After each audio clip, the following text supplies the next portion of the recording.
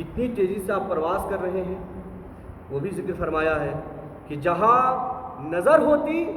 وہاں براق کا قدم پڑتا تھا۔ ہم اتنی تیز پرواز کر رہے تھے، اتنی تیز ہم فلائی کر رہے تھے، ایسی حالت میں حضور فرماتے ہیں کہ میں نے سرخ ٹیلے کے پاس ایک قبر دیکھی۔ ٹیلا کیسا تھا اس کا کلر بھی دیکھا، ٹیلے کے پاس کیا تھا وہ بھی دیکھ کے بتایا قبر ہے۔ پھر ہم آتے ہیں کہ صرف قبر نہیں دیکھی، یہ دیکھا کہ قبر کے اندر کون ہے۔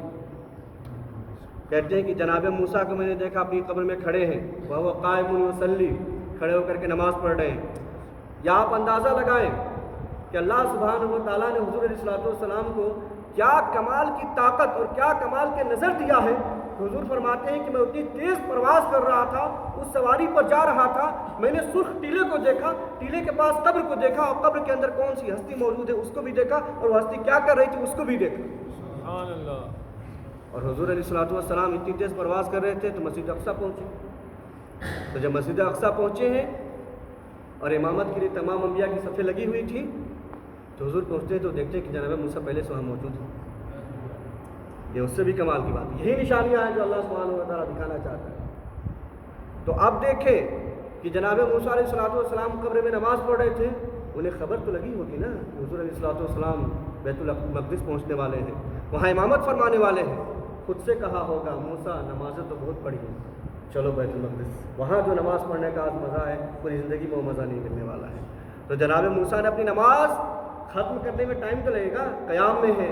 رکوع میں جائیں گے، سجدے میں جائیں گے، قاعدے میں جائیں گے، سلام پھیریں گے، سلام پھیرنے کے بعد تب کہیں سفر کر سکتے ہیں۔ لیکن حضور علیہ السلام اس سے قبل کی بیت المقدس پہنچے، جناب موسیٰ پہلے سے وہاں موجود ہے۔ اس سے پتہ چلا کہ نماز مکمل کر کے جناب موسیٰ نہیں پہنچے بیت المقدس، نماز توڑ کر کے بیت المقدس پہنچے کہ آج حضور کے پیچھے نماز پڑھنی ہے،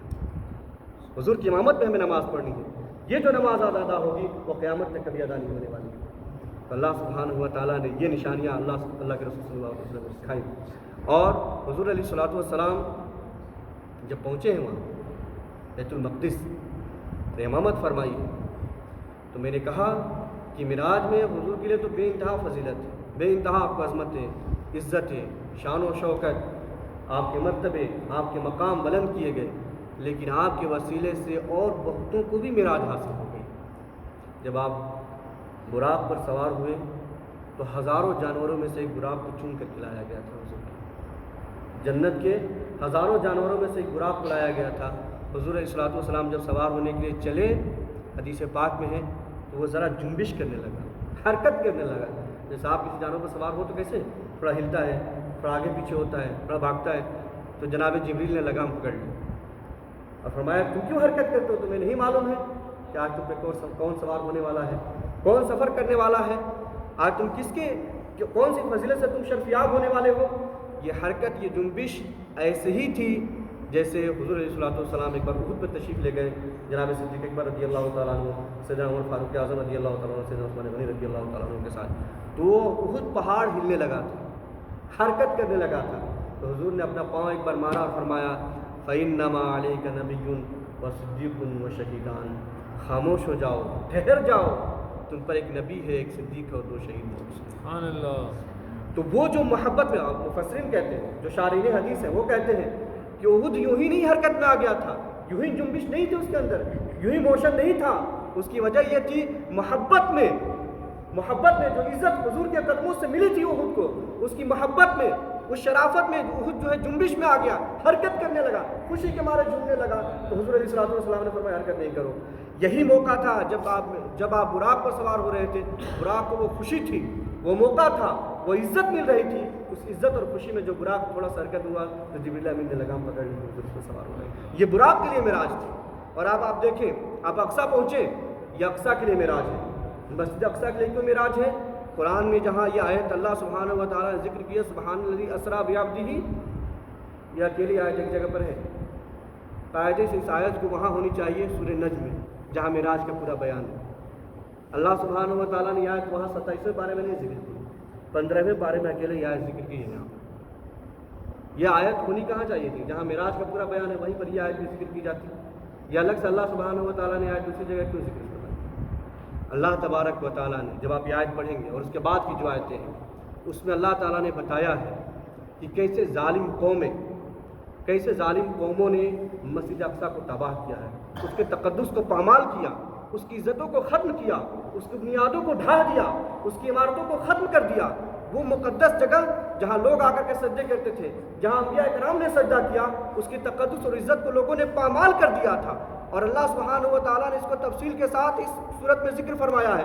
تو ان جو وہ پامالی ہوئی تھی، جو بے عزتی ہوئی تھی، جو بے حرمتی ہوئی تھی مسجد اقصی کی، اللہ سبحانہ و تعالیٰ نے اس سے پہلے حضور علیہ الصلوۃ والسلام کے اسراء اور معراج کا ذکر فرمایا کہ وہ جو تقدس کی پامالی ہوئی تھی، وہ جو بے حرمتی ہوئی تھی، سن لو ان تمام تقدس کو، تمام حرمت کو، تمام عزت کو اللہ سبحانہ و تعالیٰ نے اپنے حبیب کے قدم سے تمہیں واپس کر دیا۔ یہ اقصی کی معراج تھی، یہ اقصی کی بات تھی۔ اقصی بھی مسجد اقصی وہ چاہتی تھی کہ جس کی طرف میری طرف حضور نے اتنے مہینوں تک رخ کر کے نماز ادا کی ہے، میں بھی تو ایک بار حضور کی زیارت کروں، حضور کا قدم مجھ پر پڑ جائے، تاکہ جو ہماری تقدس کی پامالی ہوئی ہے، جو ہماری عزت گئی ہے، لوگوں نے ہمارے ساتھ جو بے حرمتی کی ہے، حضور کا ایک بار قدم پڑ جائے تو وہ ساری عظمت رفتہ جو واپس ہوئی، اللہ سبحانہ و تعالیٰ حضور کے قدموں کی برکت سے وہ تمام عظمت واپس کر دے گا۔ اور یہی وجہ ہے کہ اس کے بعد سے آج تک مسجد اقصی پر کسی نے ہاتھ نہ لگایا، کسی نے اس کی بنیادوں کو نہ ڈھایا، کسی نے اس کو توڑا نہیں۔ اللہ کے رسول نے جو عزت، جو حرمت، جو تقدس مسجد اقصی کو عطا فرمائی ہے، وہ کل بھی مسلم جو آج بھی مسلم ہے، قیامت تک مسلم رہے گی، اسے کوئی دوبارہ چھین نہیں سکتا ہے۔ یہ مسجد اقصی کی معراج تھی۔ آپ آسمانوں پر تشریف لے گئے، آسمان بہت بڑی دنیا ہے، حضور نے وہاں کے بارے میں زیادہ ذکر نہیں فرمایا، چند چیزوں کا ذکر فرمایا۔ انبیاء کرام سے ملاقات ہوئی، یہاں پر چند چیزوں کو ہم نے دیکھا۔ تو حضور علیہ الصلوۃ والسلام وہ چیزیں صرف بیان فرماتے ہیں جو نشانیاں ہیں۔ تو آپ دیکھیں گے اس کے علاوہ اللہ سبحانہ و تعالیٰ نے اس معراج کے سفر کی برکت سے اور کس کو معراج عطا فرمایا ہے۔ جناب جبریل جو سفر میں تھے، ان کو بھی کئی بار معراج کی۔ ایک بار جب حضور کے قدم پر اپنا لبھائے مبارک رکھا، وہ معراج تھی ان کے لیے۔ ایک بار جب وہ پیغام، وہ اسپیشل میسج جو اللہ سبحانہ و تعالیٰ کی جانب سے لے کر کے حضور کے پاس آنا تھا کہ ان ربک یشتاق الیک، آپ کا رب آپ کے دیدار کو مشتاق ہے، آپ سے ملنا چاہتا ہے۔ تو یہ وہ پیغام تھا، وہ میسج تھا جو اللہ سبحانہ و تعالیٰ نے اس سے پہلے کسی کو نہیں بھیجا تھا، نہ قیامت تک کسی کو بھیجنے والا تھا۔ تو اللہ سبحانہ و تعالیٰ نے یہ میسج، یہ پیغام کسی کے بھی ذریعے سے بھیج سکتا تھا، لیکن اللہ تبارک و تعالیٰ نے جناب جبریل کو منتخب فرمایا، یہ میسج اور پیغام جو ہے میرے حبیب تک آپ لے کر کے جائیں گے۔ یہ جناب جبریل کے لیے معراج کی بات تھی، یہ ان کے لیے شرف اور فضیلت کی بات تھی۔ تو اس طرح سے یہ شرف اور فضیلت اور بہت سے لوگوں کو حاصل ہوئی، انشاءاللہ تبارک و تعالیٰ اس کو اور بتائیں گے۔ لیکن وہ آخری بات جہاں معراج کا تذکرہ ہے، اس کو اگر نہ کیا جائے تو بات ادھوری رہ جائے گی۔ اللہ نے قرآن میں کہا، جو میں نے آیت تلاوت کی، وَالنَّجْمِ إِذَا هَوَىٰ، قسم ہے ستارے کی، قسم ہے چمکتے ہوئے ستارے محمد کی، جب وہ معراج سے واپس تشریف لے آئے، جب وہ معراج سے واپس تشریف لے آئے۔ آپ دیکھیں حضور علیہ الصلوۃ والسلام زمین سے پرواز کیے، پرواز کرنے کے بعد اقصی پہنچے، اقصی سے آسمانوں پر گئے، آسمانوں کے بعد جنت کی سیر کیا، دوزخ کا سیر کیا، دیکھا، عرش و کرسی کو دیکھا، رحمت کے لاکھوں حجابات تھے ان کو پار کیا، کراس کیا، اللہ سبحانہ و تعالیٰ کے قرب میں پہنچے۔ یہ بلندیاں تھیں، یہ عظمتیں تھیں جو اللہ سبحانہ و تعالیٰ نے اپنے حبیب کو عطا فرمایا۔ لیکن اللہ نے اس آیت میں یہ نہیں کہا، محبوب مجھے قسم ہے جب آپ معراج میں تشریف لے گئے، جب آپ بلندیوں پر چڑھ رہے تھے، جب آپ جنت کی سیر کر رہے تھے، جب آپ عرش و کرسی کے پاس تھے، جو رحمت کے حجابات اور پردے ہیں ان پردوں سے جب آپ کراس کر رہے تھے، مجھے ان کی قسم ہے، اس وقت کی قسم یاد نہیں فرمائی۔ یہ نہیں کہا جب آپ معراج میں جا رہے تھے اس کی قسم، فرمایا قسم ہے چمکتے ہوئے ستارے محمد کی، جب وہ معراج سے لوٹے۔ جب آدمی اوپر جا رہا ہو یہ کمال کی بات ہے، جب بلندیوں پہ جا رہا ہو یہ کمال کی بات ہے، جب آسمانوں پہ جا رہا ہو یہ کمال کی بات ہے، جب جنت اور دوسری چیزوں کا سیر کر رہا ہو وہ کمال کی بات ہے۔ قسم اس کی کھانی چاہیے تھی۔ اللہ سبحانہ و تعالیٰ نے قسم یہاں یاد فرمائی جب آپ لوٹے ہیں، جب آپ پلٹے ہیں، جب آپ واپس آئے ہیں، تو اللہ نے اس کی قسم یاد فرمائی۔ کیوں؟ اس کی وجہ یہ ہے کہ حبیب ان بلندیوں پر آپ پہنچے، آپ نے جنت کی سیر کیا، آپ نے جہنم کو دیکھا، آپ نے عرش و کرسی کو دیکھا، آپ نے حجابات رحمت کو دیکھا، آپ نے اللہ سبحانہ و تعالیٰ کا دیدار کیا، اتنی نعمتوں سے آپ سرفراز کیے گئے جب ایسی نعمتیں کسی کو مل جاتی ہیں، جب ایسی عظمتیں کسی کو مل جاتی ہیں، جب ایسا مقام و مرتبہ کسی کو مل جاتا ہے، اس مقام کو، اس منصب کو، اس پوسٹ کو کوئی چھوڑنے کے لیے تیار نہیں ہوتا ہے، کوئی چھوڑنا نہیں چاہتا ہے۔ جناب ادریس علیہ السلام جنت میں گئے، قرآن نے ذکر ورفعناہ مکانا علیہ، ہم نے ان کو جنت میں اٹھا لیا۔ تو جناب ادریس جب جنت میں گئے اور جب ان سے کہا گیا کہ اب آ جائیے واپس، تو جناب ادریس علیہ السلام نے جب وہاں کی نعمتوں کو دیکھا، جنت کی خوبصورتی کو دیکھا، جنت کے مزے کو دیکھا، تو انکار کر دیا، نہیں مولا میں جنت سے باہر نہیں جانے والا، میں جنت میں رہوں۔ تو اللہ سبحانہ و تعالیٰ نے اجازت دے دی کہ جنت میں رہے۔ تو جناب ادریس جنت کو دیکھے، جنت کی مزہ دیکھے، تو جناب ادریس علیہ السلام دوبارہ راضی نہ ہوئے دنیا میں آنے کے لیے۔ آپ دیکھیں یہ نبی کی بات ہے، وہ پھر جنت سے باہر نہ نکلے، آج تک جنت میں ہی موجود ہے، لیکن اللہ کے رسول صلی اللہ تعالی وسلم کو دیکھیں، ان تمام چیزوں کو معائنہ کرنے کے بعد، ان تمام چیزوں کو دیکھنے کے بعد، ان تمام نعمتوں سے سرفراز ہونے کے بعد اور اللہ سبحانہ و تعالیٰ کا دیدار کرنے کے بعد بھی اللہ کے رسول صلی اللہ تعالی وسلم واپس پلٹ کر کے زمین پر آ گئے۔ کوئی بلندیوں سے پستیوں کی طرف نہیں آتا ہے، کوئی اونچائی سے نیچے نہیں آنا چاہتا ہے، وہ اونچائی سے اور زیادہ اونچا جانا چاہتا ہے، نیچے نہیں آنا چاہتا ہے۔ یہ کمال ہے کہ اللہ کے رسول صلی اللہ تعالی وسلم کے اندر کہ ان تمام چیزوں کو دیکھنے کے بعد بھی، ان تمام نعمتوں سے نوازے جانے کے بعد بھی اللہ کے رسول صلی اللہ تعالی وسلم دوبارہ واپس سے صحابہ کی جھرمٹ میں آ گئے، لوگوں کے درمیان آ گئے، انسانوں کے درمیان آ گئے۔ صوفیہ فرماتے ہیں کہ جو سالکین ہیں، جو اللہ سبحانہ و تعالیٰ کی راہ طے کرنے والے لوگ ہیں، ان کی کئی قسمیں ہیں۔ ایک قسم وہ ہے جو اللہ سے اتنا قریب ہے دنیا سے بالکل کٹ گیا ہے، اسے دنیا کی کوئی خبر نہیں ہے، خود کی بھی خبر نہیں ہے اسے کہ میں کپڑے میں ہوں، لباس میں ہوں، ننگا ہوں، نہایا ہوں، نہیں نہایا ہوں، پاک ہوں، ناپاک ہوں، اسے کسی چیز کی خبر نہیں ہے۔ وہ صرف اللہ سے ایسا لو لگایا ہوا ہے، وہاں سے اسے ایسا فیض مل رہا ہے کہ اسے اور کسی چیز کی حاجت و ضرورت ہی نہیں ہے، خود کی بھی اسے حاجت و ضرورت نہیں ہے۔ اللہ سے ایسا فیض مل رہا ہے اسے، اللہ سبحانہ و تعالیٰ کی بارگاہ سے ایسی برکتیں اسے حاصل ہو رہی ہیں، تو اسے کسی کی خبر نہیں ہے۔ یہ ایک صوفیہ کی قسم ہے۔ ایک دوسری قسم ہے کہ جو اللہ سبحانہ و تعالیٰ سے فیض حاصل کر رہے ہیں، لیکن دنیا کی انہیں خبر ہے، خود کی بھی خبر ہے، میرے جسم پہ لباس ہے کہ نہیں ہے اس کی خبر ہے، میں کس کے درمیان بیٹھا ہوں اس کی خبر ہے، میں کس سے باتیں کر رہا ہوں اس کی خبر ہے انہیں، میں کہاں سو رہا ہوں رات ہی یا دن ہے اس کی خبر ہے انہیں۔ اب صوفیہ فرماتے ہیں کہ جتنے گروہ ہیں اولیاء کرام کے، جتنے گروہ ہیں صوفیاء کرام کے، ان میں سب سے افضل گروہ وہ ہے جو اللہ سبحانہ و تعالیٰ سے فیض لیتا ہے اور خود کی ہوش رکھتے ہوئے مخلوق کے درمیان فیض بانٹتا بھی۔ جناب غوث اعظم رضی اللہ تعالیٰ عنہ اللہ سے فیض حاصل کرتے ہیں اور سب کو فیض بانٹتے ہیں، آپ ہوش و حواس میں ہیں۔ جناب سیدنا غریب نواز رضی اللہ تعالیٰ عنہ دیگر اولیاء کرام اللہ سے فیض لیتے ہیں اور مخلوق کے درمیان فیض بانٹتے ہیں، لیکن ایک قسم وہ بھی ہے جسے ہم مجذوب کہتے ہیں، وہ اللہ سے تو فیض حاصل کر رہا ہے لیکن مخلوق کے درمیان فیض نہیں پہنچاتا ہے، کیوں؟ اسے ہوش و حواس نہیں ہے۔ آپ دیکھیں اللہ کے رسول صلی اللہ تعالیٰ علیہ وسلم ان بلندیوں پر گئے، ان تمام چیزوں کو دیکھا، ان تمام چیزوں کی سیر کیا اور سیر کر کے پھر واپس دنیا میں تشریف لے آئے اور تشریف لے آ کے مخلوق کے درمیان فیض بھی پہنچا رہے ہیں۔ یہ سب سے افضل، اعلیٰ اور اکمل طریقہ ہے اور سب سے بہترین منصب ہے جو اللہ کے رسول صلی اللہ علیہ وسلم کو عطا ہوا۔ اس وجہ سے اللہ سبحانہ و تعالیٰ نے یہ قسم یاد فرمائی، وَالنَّجْمِ إِذَا هَوَىٰ، محبوب قسم ہے اس وقت کی جب آپ میراث سے واپس تشریف لے آئے۔ یہ جانا تو کمال تھا ہی کہ اللہ سبحانہ و تعالیٰ لے گیا ہے، آپ گئے معراج میں، لیکن وہاں سے آنا اس سے بھی بڑھ کر کمال ہے کہ آپ ان تمام بلندیوں کو، تمام نعمتوں کو حاصل کرنے کے بعد دوبارہ دنیا میں آنا آپ نے پسند فرما لیا۔ تو سید اشرف میاں صاحب قادری برکاتی ماریوی نے بہت بہترین شعر کہا اس بات پر، وہ شعر پڑھوں گا، اپنی گفتگو ختم کروں گا۔ فرماتے ہیں وہ خدا کے نور کو دیکھ کر بھی زمین والوں میں آ گئے،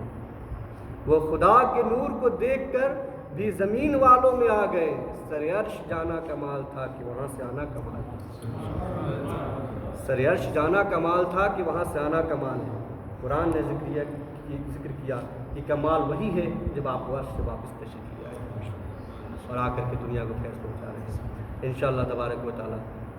اس آیت پر وَالنَّجْمِ إِذَا هَوَىٰ، قسم ہے چمکتے ہوئے ستارے محمد کی، جب وہ میراث سے تشریف لے آئیں۔ جمعہ کے دن بھی انشاءاللہ اس بات کو کنٹینیو کیا جائے گا اور اس گفتگو کو انشاءاللہ آگے بڑھائیں گے۔ اللہ سبحانہ و تعالیٰ ہم سب کو معراج کی برکت نصیب فرمائیں اور معراج کی بلندیوں کے وسیلے سے خود پہ ہم سب کو بھی بلندیاں دنیا اور آخرت میں نصیب فرمائیں۔ تمام حضرات ایک بار سورۃ الفاتحہ اور خلاص کی تلاش کریں۔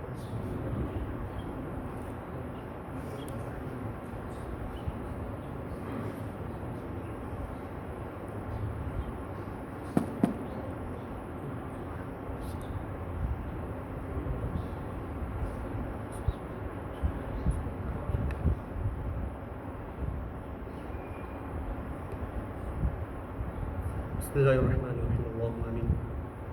اللهم صل على سيدنا مولانا محمد معدن الجود والكرم وآله وأصحابه وبارك وسلم اللهم ربنا آتنا في الدنيا حسنة وفي الآخرة حسنة وقنا عذاب النار يا أرحم الراحمين يا أرحم الراحمين يا أرحم الراحمين يا ربنا يا ربنا يا ربنا يا ربنا يا ربنا يا الله يا رحمن يا رحيم یا حی یا قیوم رب کریم اس معراج کی محفل جو سجائی گئی مولا کریم سے اپنی بارگاہ میں قبول فرما یا اللہ اپنی شان کریم ایک لائق سے ثواب عطا فرما جملہ اخلاق کو اپنے آقا مولا صلی اللہ تعالی علیہ وسلم کی مقدس بارگاہ میں پیش کر دیں قبول فرما آقا علیہ الصلوۃ والسلام کے وسیلے سے خود فیض کا ثواب جملہ انبیاء کرام صحابہ کرام تابعین نظام تبع تابعین خلفاء راشدین جملہ اولیاء کاملین علماء ربانیین کی بارگاہ میں پیش کرتے ہیں قبول فرما رب کریم الخصوص سرکار غوث اعظم رضی اللہ تعالیٰ عنہ سرکار غریب نواز رضی اللہ تعالیٰ عنہ اور جملہ سلاسل کے جملہ مشائخ اعظام کی بارگاہ میں پیش کرتے ہیں قبول فرما بالخصوص اس ماہ مبارک میں جن بزرگان جن کے تیرے محبوب بندوں کے آراز ہیں رب کریم سب کی بارگاہ میں پیش کرتے ہیں قبول فرما مولا کریم جملہ مومنین مومنات مسلمین مسلمات کا ارواح کو اس کا ثواب عطا فرما جو حاضرین ہیں ان کے گھروں سے جو صاحب ایمان اس دنیا کو چھوڑ کے جا چکے ہیں سب کے ارواح کو اس کا ثواب عطا فرما رب کریم سب کے چھوٹے بڑے تمام گناہوں کو معاف فرما سب کو جنت الفردوس میں اعلیٰ مقام عطا فرما یا اللہ یا رحمان یا رحیم اس رات کی برکتوں سے ہم سب کو رب کریم فیضیاب فرما یا اللہ اس رات کی برکتوں سے حضور علیہ السلام کی معراج کے وسیلے سے یا اللہ یا رحمان دنیا اور آخرت کی ہماری منزلوں کو آسان فرما یا اللہ اس دنیا میں رہ کر ہمیں آخرت کی تیاری کرنے کی توفیق عطا فرما یا اللہ یا رحمان ہم سب کی مشکلوں کا آسان فرما پریشانیوں کو دور فرما ہمارے بیماروں کو شفا یاب فرما یا اللہ یا رحمان ہم سب کے رزق میں خیر و برکت نازل فرما ہم سب کے کاروبار میں ترقی و برکت عطا فرما یا اللہ یا رحمان پوری امت کے ساتھ خیر کا معاملہ فرما پوری امت کے جان مال عزت و آبرو ایمان و عقیدے کی حفاظت فرما یا اللہ یا رحمان اپنے حبیب علیہ الصلوۃ والسلام کی قدموں کی بلندی کے صدقہ فیل یا اللہ اس امت کو بلندی عطا فرما یا اللہ اسے عظمت رفتہ واپس فرما یا اللہ یا رحمان یا رحیم جو اس کی عزت تھی جو شان و شوکت تھی رب کریم سے بحال فرما یا اللہ یا رحمان یا رحیم ہم سب کو دین متین کی خدمت کرنے کی توفیق عطا فرما یا اللہ حضور علیہ الصلوۃ والسلام کے لائے ہوئے مشن کو ہم سب کو آگے بڑھانے کی توفیق عطا فرما یا اللہ یا رحمان یا رحیم رب کریم ہم سب کو سیرت مصطفیٰ علیہ الصلوۃ والسلام کے مطابق زندگی گزارنے کی توفیق عطا فرما حضور علیہ الصلوۃ والسلام کی مکمل اتباع کرنے کی توفیق عطا فرما یا اللہ یا رحمان حضور علیہ الصلوۃ والسلام کی محبت ہمارے دلوں میں ہمارے آنے والی نسلوں کے دلوں میں رب کریم جاگزین فرما یا اللہ عشق و محبت کے چراغ ہمارے دلوں میں روشن فرما یا اللہ یا رحمان ہمارے بچوں کو بھی شریعت کا پابند بنا نیک اور ایک بن کر کے رہنے کی توفیق عطا فرما دین کے راستے پہ چلنے کی توفیق عطا فرما یا اللہ اسلام و شریعت کی پابندی کرنے اور خاص طور سے نمازوں کی پابندی کرنے کی توفیق عطا فرما یا اللہ یا رحمان ہماری عبادتوں کو اپنی بارگاہ میں قبول فرما یا اللہ جن لوگوں نے دعاؤں کی گزارش کی ہے مولا کریم سب کی دعاؤں کو قبول فرما سب کے تمام نیک جائز مقاصد میں کامیابی و کامرانی عطا فرما یا اللہ ہم سب کا خاتمہ ایمان پہ فرما ان اللہ وملائکتہ یصلون علی النبی یا ایھا الذین آمنوا صلوا علیہ وسلموا تسلیما اللهم صل علی سیدنا مولانا محمد وعلى والکرم وآلہ وصحابہ وبارک وسلم وصلی اللہ تعالی علی خیر خلقہ ونور عرشہ سیدنا مولانا محمد وآلہ وصحابہ اجمعین آمین برحمتہ یا ارحم صلی